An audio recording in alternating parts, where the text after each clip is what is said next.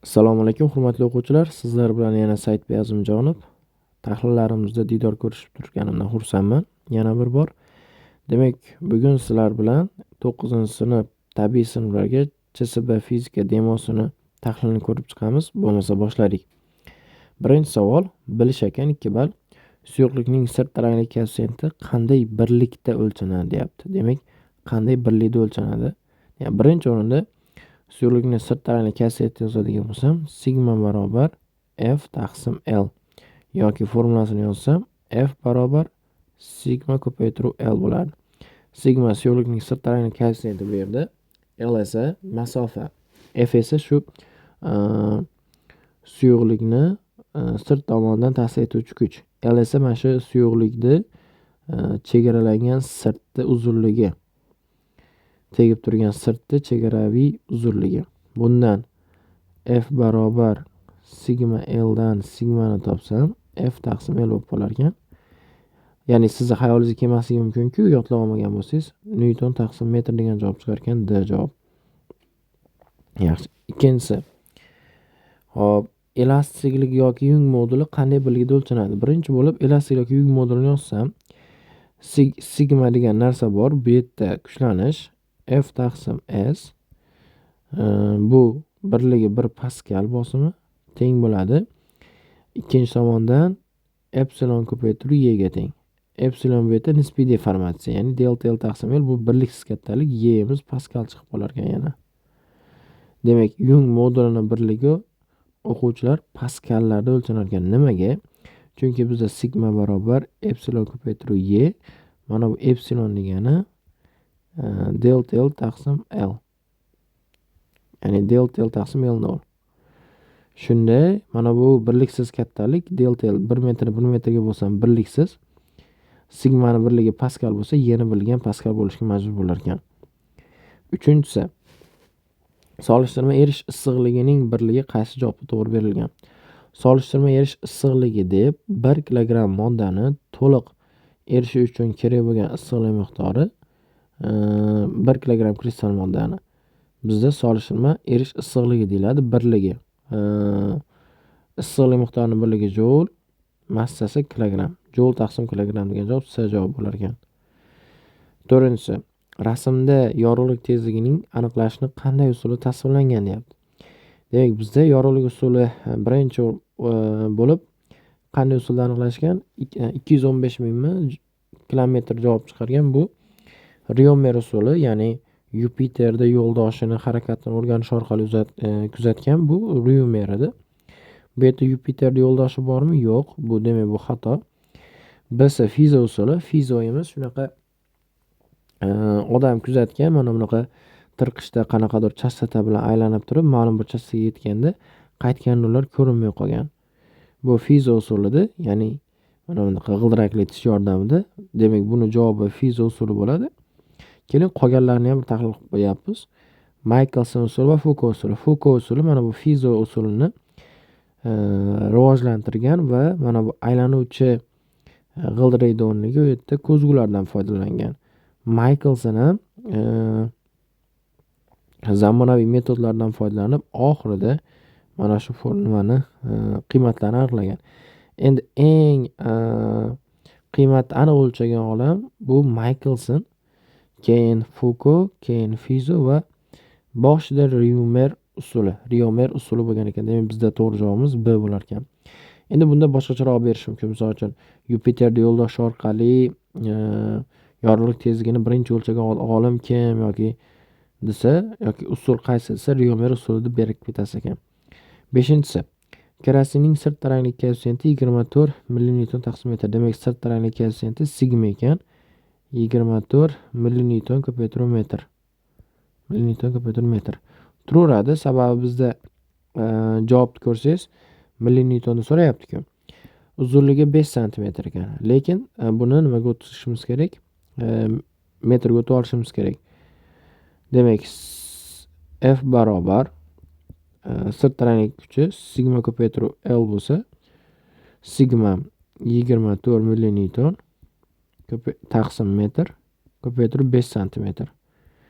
Demak, L 5 cm bo'lsa, Buni men nimaga o'taman? Metrga o'tadigan bo'lsam 0,5 metr ekan. 24 ko'paytirib 0,5 metr. Metrlar qisqarib ketsa 0,5 24 ko'paytirsam 1,2 millinewton degan javob chiqar ekan. 1,2 S javob ekan. Tushundinglar-a? Yaxshi.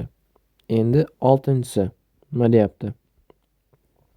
6da 4 metr kub havo tarkibida 100 gram suv bug'i bor. Havoning absolyut namligini toping. Gram taqsim metr kub. Havoning absolyut namligi degani bizda rho absolyut namlik zichlikda o'lchanadi. Absolyut namlik m taqsim v bo'lar ekan.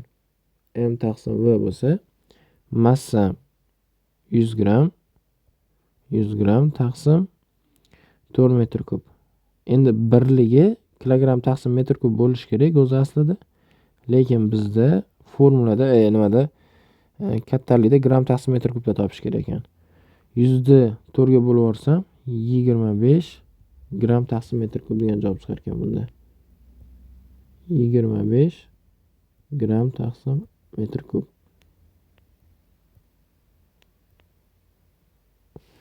To'g'ri javobimiz D javob bo'lar ekan. Tushundinglar-a? Xo'p, keyingisi 7. Suv kapillyar nayda 5,6 cm ko'tarildi. Naychaning diametrini toping deyapti. Suvning sirtaralik koeffitsiyenti sigma 70 newton taqsim metr deb oling. Demak, bizda formulani yozsam, sigma barobar nimaga teng? H barobar. H barobar 2 sigma taqsim rho gr. Bu yerda rho suyuqlik zichligi, g erkin tush tezlanishi, r esa mana shu kapillyar naydi bizdagi nimasi? Radiusi. Shundan r ni topadigan bo'lsam 2 sigma taqsim rho suyuqlik ko'paytirib g ko'paytirib r. Endi bizdan diametr so'rayapti. Diametrni bilamiz, ikkita radiusga teng. Shuni 2 ko'paytirib qo'ysam 4 ta sigma 70 millinewton. Millinewtonni yozib olsam bo'ladi 10 darajasi minus 3 deb.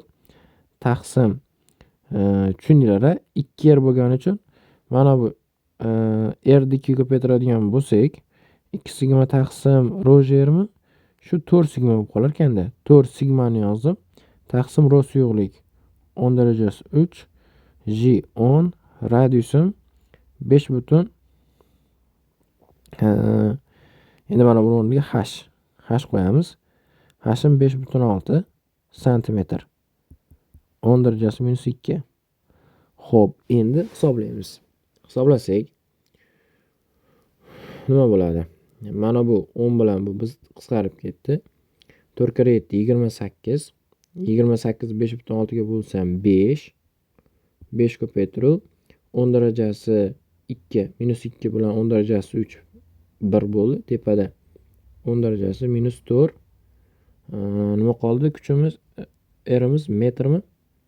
Shuni endi men millimetrga o'tishim kerak. Millimetrga o'tish degani 10 darajasi minus 3 chiqarib olamiz. 5 ko'paytirib 10 darajasi minus 1 millimetr.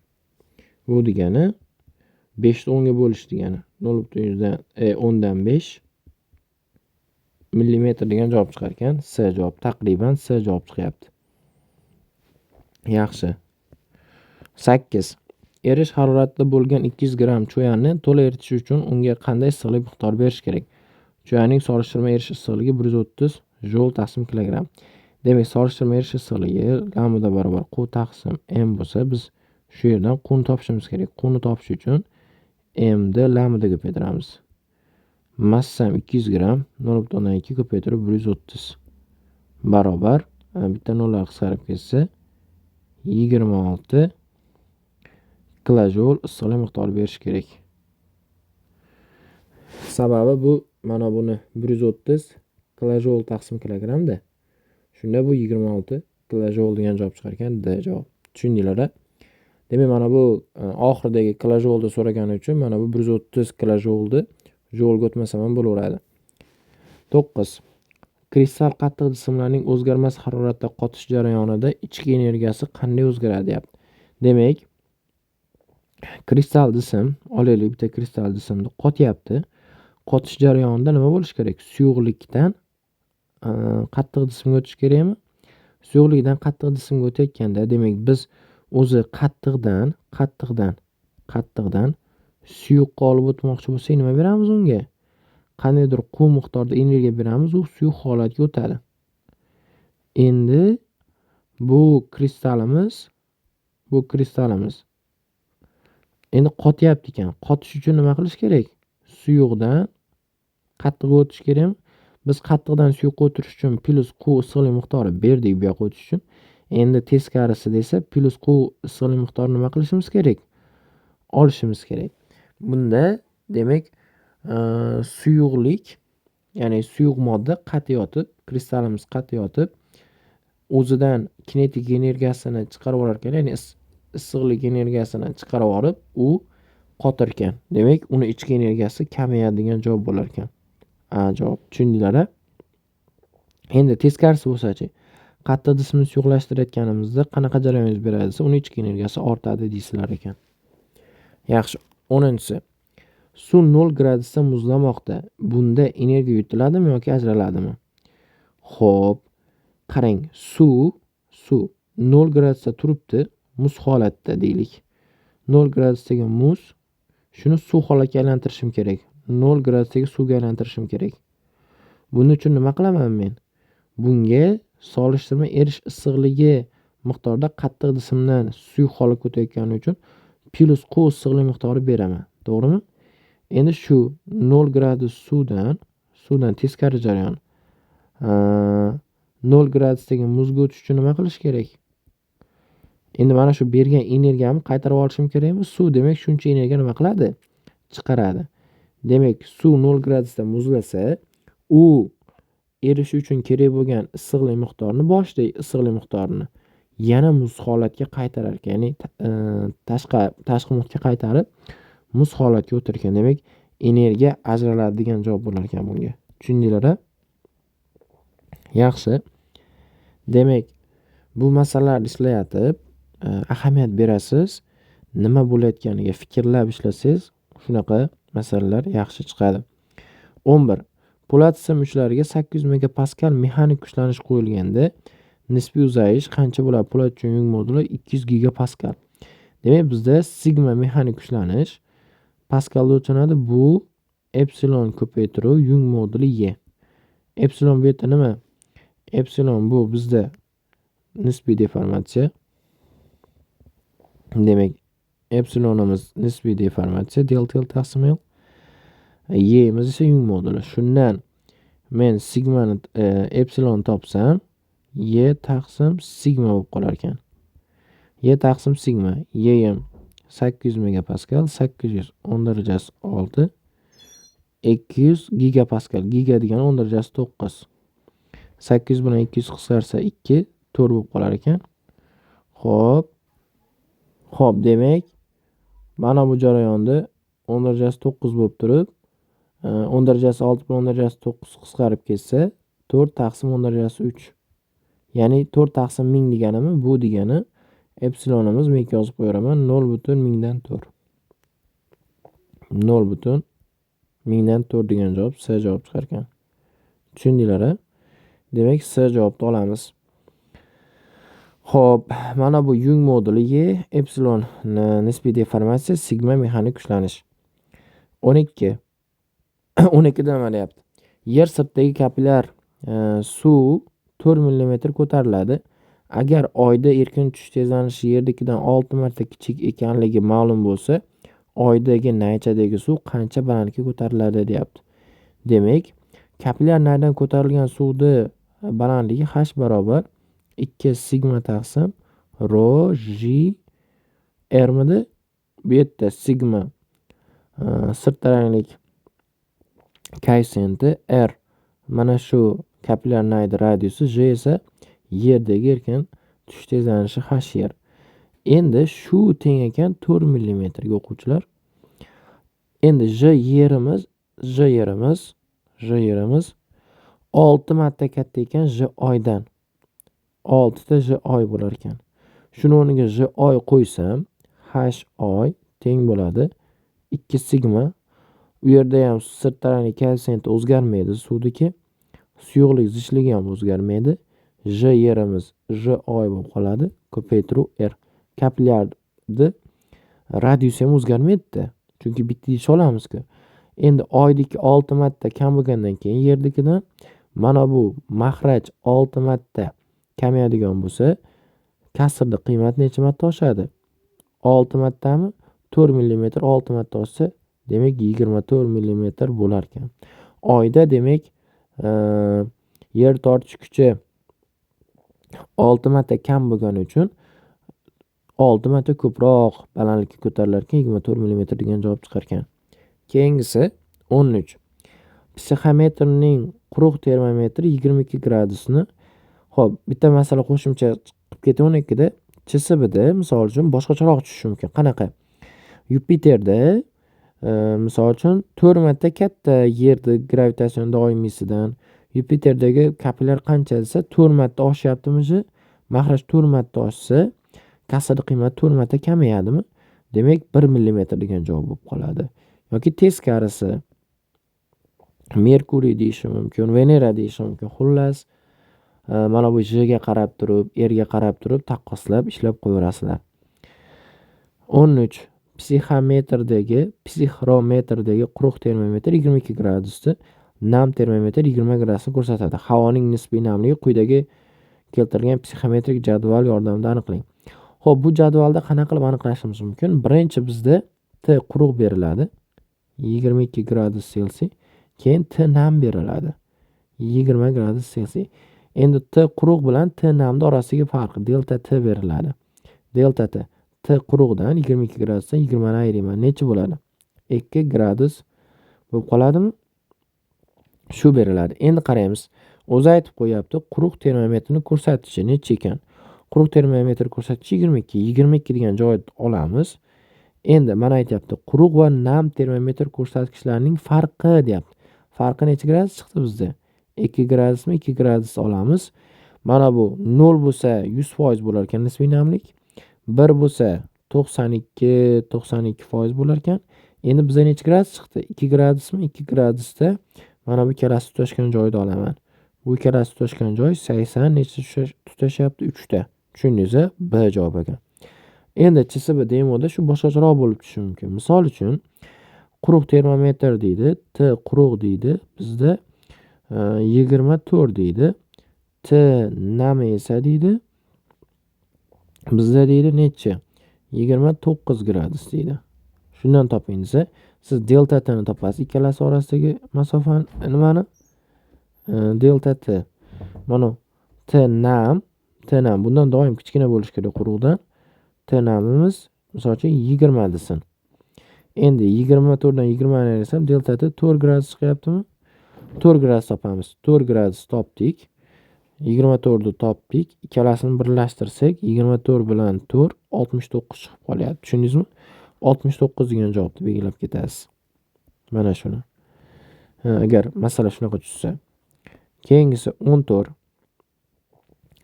O'quvchi lazer nurini shisha plastinkadan akslanishi va sinishini bo'yicha tajriba o'tkazdi. Tajribada nurning sinish burchagi qanday bo'ladi deyapti. Demak, biz bilib olishimiz kerak nimani? Sinish burchagi nima, tushish burchagi nima? Mana bunaqa o'tkazadigan bo'lsak, hop, nurda kelish burchagi mana bunday kelish burchagi va mana bu alfa tushish burchagi, beta qaytish burchagi, mana bu alfa, beta va alfa 1, alfa 2 mana bunday beta bo'larmidi? Xuddi shunaqa. Demak, mana bunday normal o'tkazadigan bo'lsam, mana bu alfa 1 tushish burchagi, alfa 2 qaytish burchagi, alfa 1 deyman, tushish, alfa 2 qaytish burchagi bilan tushish burchagi bir xil bo'ladi. Endi sinish burchagi mana bu olamiz. Mana bu beta orada olamiz. Endi qaraymiz. Mana bu burchagimiz 0 dan boshlanyapti. Bunimiz har bir kattacha 10 dan berilyapti. 10, 20, 30, 40, 50, 60, 70, 80 va 90. Bizda qayer? Mana bu 50 va 90 da orasida ekan. Beta burchagimiz. 50 bilan 90 da orasida necha gradus bor? 40 gradusmi? Demak, bizda sinish burchagi 40 gradus ekan. Bizdan tush burchagi necha desachi? Tush burchagini qanday topamiz? Tush burchagi mana bu har biri 10 dan bo'lsa, bu yerimiz 20. Mana bu yerimiz 90. To'g'rimi? 20 bilan 90 orasidagi burchak qancha? 70. 70 gradusda tushyapti ekan. Betamiz qanchada qaytyapti ekan? 40 gradusda sinib qaytyapti ekan. 70 gradusda tushib, 70 gradusda qaytib, 40 gradus sinyapti. Yaxshi, endi 15-savol. Va nihoyat. Xo'p, massalari bir xil va ikkita birinchi va ikkinchi jismlar deyapti. Bir xil sharoitda va bir xil tezlikda qizdirilmoqda. Bir xil sharoit, bir xil tezlik ekan. Ular haroratini vaqt bo'yicha o'zgarishi grafikda ko'rsatilgan. Vaqt minutlarda, temperatura graduslarda berilgan. Shunga ko'ra deyapti, quyidagi bayonolardan qaysilari to'g'riligini aniqlang deyapti ekan. Nima qilamiz? Birinchi jism uchun ko'rsam, birinchi jism temperaturasi o'zgarmay qolyapti. Qiziyapti 60 gradusgacha, keyin o'zgarmay qolyapti. Bu degani mana shu yerda jism eriyapti degani. Birinchi jism uchun erish temperaturasi 60 gradus. Ikkinchisi uchun erish temperaturasi 40 gradus. Ular 6 minut vaqt ichida birinchisi to'liq erib bo'lar ekan va ikkinchisi ham to'liq erib bo'lar ekan maygacha erish. Bu yergacha qiziyapti mana bu. Endi birinchi jismning erish temperaturasi necha gradus?